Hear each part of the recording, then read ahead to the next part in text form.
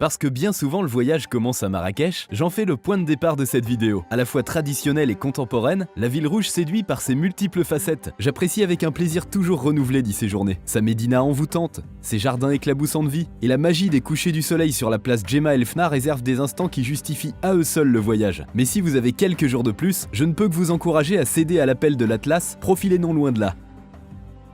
Allez, venez, je vous emmène bivouaquer dans l'immensité du désert d'Erkcheghaga. Les dunes à l'esthétique parfaite, les variations du soleil et les soirées rythmiques autour du feu de camp vous laissent dans un état complet d'abandon de vous-même. Vous comprenez alors pourquoi on dit que le désert est l'expérience d'une vie. Le Ksar le plus iconique du Grand Sud marocain vous marque dès l'instant où vous découvrez son village au détour d'un virage. Vous croyez alors à un mirage et comprenez immédiatement pourquoi le Ksar d'Aïd Ben Haddou est la perle des cinéastes. Ses ruelles enchevêtrées, bordées de maisons en pisé, ont le charme des cités caravanières d'antan. Elles vous mènent jusqu'au sommet de la forteresse où la vue s'ouvre sur la Palmeraie qui court jusqu'aux montagnes enneigées. Une image que vous n'êtes pas prêt d'oublier.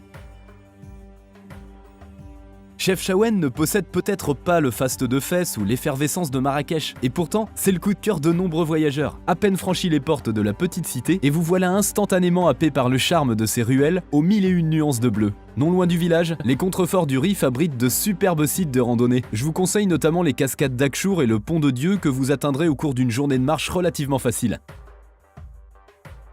Impossible de faire l'impasse sur la capitale spirituelle du royaume chérifien, d'autant plus quand on sait que Fès enferme la plus ancienne et la plus vaste médina du Maroc. Pas besoin de GPS pour vous repérer dans son labyrinthe de ruelles au charme médiéval. Les meilleurs guides ici sont l'essence, les rencontres, la curiosité et les effluves de la cuisine marocaine qui chatouillent les papilles à chaque détour. Tanger la Blanche est l'oublié des itinéraires marocains. Pourtant, celle qui fut jadis immortalisée par Delacroix, Matisse ou les beatniks ne manque pas d'atouts pour séduire les âmes curieuses et nostalgiques. Le thé à la menthe, savouré depuis le rooftop d'un riad qui surplombe la splendide baie au bleu chagalien, y a comme un goût de la légende.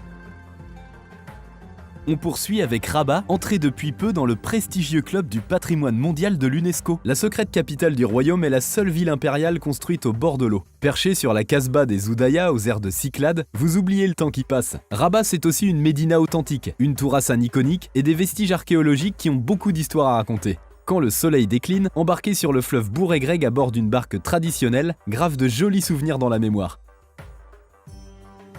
On continue avec celle que les voyageurs adorent, j'ai nommé l'ancienne Mogador. Dressée face au flot bleu, Essaouira s'impose comme la destination parfaite pour changer de tempo. Le charme de son port de pêche, l'atmosphère tranquille de sa médina, ses ateliers d'artistes, ses spots de kitesurf et les cris des mouettes et des goélands qui virevoltent au-dessus de la Scala tout autour de vous, concourent à vous plonger dans un profond état de sérénité. Paradis du trek, le parc national du Toubkal lance un appel à celles et ceux qui souhaitent en découdre avec les sommets de l'Atlas, coiffés de neige éternelle. Pour gravir les 4167 mètres du mont Toubkal, je vous conseille de privilégier une boucle de 4 ou 5 jours minimum, plutôt que la voie classique en 2 jours. Ceci afin de vous acclimater en douceur à l'altitude. Inutile de vous dire qu'aucun superlatif n'est assez fort pour décrire la récompense qui vous attend tout là-haut. Et enfin, notre coup de cœur. C'est au terme d'une route vertigineuse que vous atteignez la vallée des Aïd Bougmez et son oasis de montagnes fertiles, perchée à 1800 mètres d'altitude. Lotie au pied des géants du Haut Atlas central, celle que l'on appelle la vallée heureuse n'a pas volé son nom. Ses panoramas époustouflants, ses villages empisés et ses sentiers de randonnée pédestres et muletiers rentrent bien souvent dans le cœur des voyageurs pour y séjourner à tout jamais. Je ne peux pas clôturer cette vidéo sans évoquer la vallée des Roses, la vallée du Dadès, celle de l'Ounila, du Dra ou du Todra. Impossible également de ne pas citer Tinegir, l'oasis de Skoura ou celle de Tigmert. J'espère enfin que mes amis marocains ne m'en voudront pas d'avoir éclipsé Asila, Meknes, Volubilis, Moulay Idriss, Agadir, Tétouan, Mirleft ou Tafraout, et j'en oublie encore beaucoup.